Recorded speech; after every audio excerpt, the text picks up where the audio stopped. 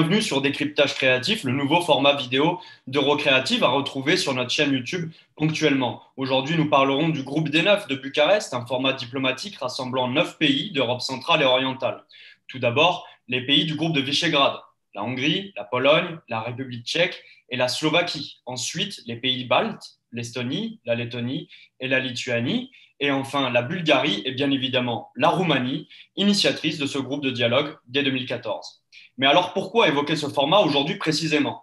Tout simplement car la dernière rencontre multilatérale de ce groupe a eu lieu ce lundi à Bucarest. Cette réunion fut bien évidemment présidée par Klaus Iohannis, le président roumain, avec la présence physique de son homologue polonais, Andrzej Duda. N'oublions pas non plus de mentionner la participation virtuelle, cette fois-ci, du président américain Joe Biden, ainsi que du secrétaire général de l'OTAN, Jens Stoltenberg. Cette réunion a attiré l'attention des médias et des experts en Europe centrale et orientale, alors que ce groupe reste pour le moins méconnu en France. Nous tâcherons ainsi d'y remédier, un tant soit peu, aujourd'hui au cours de cette vidéo. Avant de débuter, je tiens à rappeler le fonctionnement de nos décryptages créatifs. On a 10 minutes d'entretien autour de 3 questions. Une première question concernant la mise en contexte de l'événement analysé, une seconde sur l'événement en lui-même, ici présentement le sommet de Bucarest du 10 mai dernier, et enfin une dernière question consacrée aux perspectives possibles. Aujourd'hui, j'ai le grand plaisir de recevoir Radu Albucomanescu. Radu, vous êtes professeur assistant en études européennes à l'université Babeș-Bolyai de Cluj-Napoca en Roumanie. Vous êtes également fellow chez nos partenaires, que nous saluons chaleureusement de Visegrad Insight. Et n'oublions pas de mentionner votre implication également au sein du Ratio Forum de la London School of Economics. Bună ziua, Radu, et bienvenue sur Décryptage Créatif. Bonjour et merci pour avoir pensé à ce dialogue de décryptage d'une initiative effectivement inconnue en France, très peu connue, et qu'il faut explorer aujourd'hui. C'est le but. Alors, on peut commencer. Et on va commencer évidemment par le commencement. Et moi, ce que j'aimerais savoir finalement, comme beaucoup, c'est qu'est-ce que ce groupe des 9 de Bucarest, quel est son fonctionnement et quels sont ses objectifs principaux? Disons que Bucarest 9 ou Bucharest 9 est une initiative qu'on décrit comme plateforme de dialogue et de coopération établie il y a quelques années, en 2014. L'initiative est commencée en 2014, la première réunion prend place en 2015 entre les pays d'Europe centrale et orientale, en fait les pays qui se trouvent dans la plus grande proximité de la Russie. Donc, c'est une initiative qui se superpose à la fois à l'initiative des trois mers, et donc il y a une coopération assez étroite entre les directions qui animent l'initiative des trois mers et le Bucharest 9, pour l'appeler sur son nom anglais. Donc, disons que c'est une initiative qui veut quand même incarner une voie commune des pays qui se trouvent dans l'Est européen, mais dans des régions où la tension diplomatique et la tension géopolitique est assez forte, à la fois entre l'Union européenne, l'OTAN et la Russie, mais aussi entre les pays de la région et la mer Noire. Très bien, on comprend un petit peu mieux ce qui se passe depuis 2014 donc, dans cette région et au sein de ce groupe.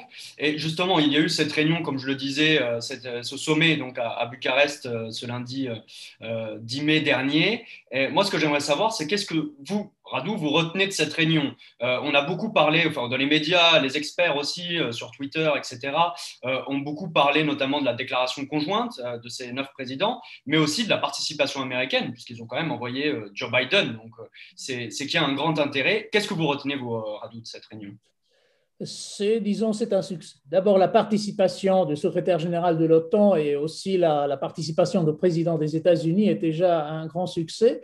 Mais il faut se rappeler que cette réunion, si ce sommet, a suivi deux directions. D'abord, c'était une célébration polono-roumaine de l'Alliance de défense signée en 1921, donc c'est le centenaire de cette alliance de défense, qui était à l'époque toujours dirigé vers des ennemis potentiels, soit d'Europe centrale, bon, c'était une autre époque, mais aussi l'Union soviétique. Et la deuxième direction, c'est effectivement renforcer le message que le pays d'Europe centrale et orientale de Bucharest 9 envoie aux autres partenaires, aux autres membres de l'OTAN, mais aussi aux États-Unis. Parce qu'il s'agit non pas seulement d'être un consommateur de sécurité, ce sont des pays qui veulent s'impliquer, veulent se mobiliser, veulent garantir non pas seulement leur propre sécurité, mais aussi la sécurité de la région. Donc, être un fournisseur de sécurité, être à la fois un garant de la paix et de la stabilité de l'Europe. C'est une tâche, bien sûr, qui demande un certain effort, un effort de stratégie, un effort financier à la fois, parfois coûteux, et on sait très bien les discussions et les débats qui ont eu lieu autour des dépenses, les 2% nécessaires pour faire plaisir plus ou moins, mais à la fois pour correspondre aux nécessités, faire plaisir aux États-Unis, je voulais dire, mais à la fois pour correspondre aux nécessités de sécurité et de défense dans la région. Donc, il y a plusieurs directions.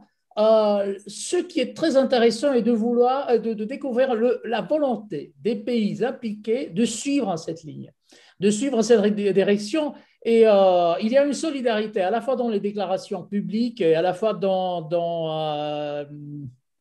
j'ose dire, un esprit de corps qui nous anime de la même manière que l'initiative des Trois Mers est animée par le même esprit de corps, une sorte de solidarité, d'incarner quelque chose de positif, de contribuer d'une manière puissante à la cohésion européenne, parce qu'il faut le dire, cette initiative, toute comme les Trois Mers, même si on est des très bons partenaires avec les États-Unis, n'est pas dirigée contre la cohésion de l'Union européenne, mais effectivement pour renforcer cette cohésion et de créer dans l'Orient européen une sorte de rempart contre l'insécurité qui peut être à la fois économique, si nous pensons un peu aux avancées de la Chine, ou bien militaire, si nous pensons à la conduite assez agressive de la Russie.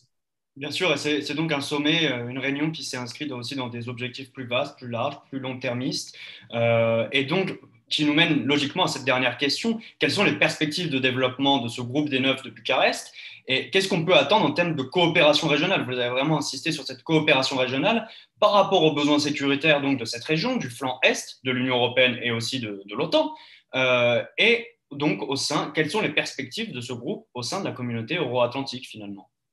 Je crois qu'il faudra partager un peu les membres, ceux qui font partie de l'initiative, en deux groupes. Les pays qui sont géographiquement dans la proximité immédiate de la Russie et donc dans l'intérêt pour la facette géopolitique et militaire est bien plus appuyée, et ceux qui se trouvent un peu plus protégés vers l'intérieur du continent et qui sont avec nous par un esprit de solidarité dont je parlais auparavant, mais qui fait que le groupe soit un peu hétéroclite. Donc, il est possible qu'à un moment donné, les opinions soient divergentes, soient différentes, mais ce qui est important quand même est de trouver les instruments, les moyens de rassembler autour les mêmes principes les pays membres. Donc, par exemple, dans le cas de la Pologne et la Roumanie, parce que je voulais illustrer cette évolution de flanc oriental par la coopération polono-roumaine, dans le cas de la Pologne et la Roumanie, donc, nous avons non pas seulement prolongé le partenariat stratégique signé en 2009 et renouvelé en 2015, mais il s'agit maintenant de créer une sorte de coopération renforcée, de consultations plus fréquentes afin d'avoir des positions communes concernant la stratégie de l'OTAN ou bien de l'Union européenne à l'égard de la Russie ou bien de partenariat oriental. Il s'agit aussi d'augmenter l'interopérabilité des armées polonaises et roumaines et de trouver des moyens de faire réunir ou bien de rassembler nos stratégies de défense. Nous allons voir si ça continuera d'une manière consolidée ou bien s'il y aura des obstacles qu'il faudra quand même dépasser. Une formule assez intéressante a été d'ailleurs trouvée pour célébrer donc cette alliance. On a parlé de la même nation avec deux drapeaux. C'est intéressant, pensant un peu à l'histoire des deux pays, l'entente des pays voisins. Et voilà, donc c'est une évolution qui tire un peu ses origines d'une histoire commune et ajoute des intérêts pour l'instant extrêmement proches que nous espérons d'ailleurs voir continuer. En effet, une déclaration très intéressante de l'ambassadeur roumain en Pologne, une nation, deux drapeaux, pour deux pays qui sont des alliés historiques de la France, francophone, francophile, Voilà. et dont nous partageons une grande histoire. Cela renforce donc l'intérêt que devrait peut-être porter la France et les élites françaises sur ce groupe qui est intéressant. En tout cas, de notre côté, on essaiera de couvrir les développements et regarder un petit peu où est-ce que cela mène. En tout cas, Radu, un immense merci de votre participation et de vos éclairages pour ce décryptage créatif. Et pour finir, j'aimerais mentionner à nos spectateurs la parution de votre dernier article à propos des pays d'Europe centrale et orientale, et notamment de leurs relations, de leurs liens envers les valeurs libérales et démocratiques. Donc un article qui est exceptionnellement actuel, des événements dont on parle, des développements plutôt dont on parle. Et donc c'est un article que je recommande chaleureusement, qui est disponible sur Visegrad Insight et qui sera également possible de lire en français dès la semaine prochaine sur Eurocreative. En attendant, un très bon week-end et à très vite sur Eurocreative. Merci beaucoup.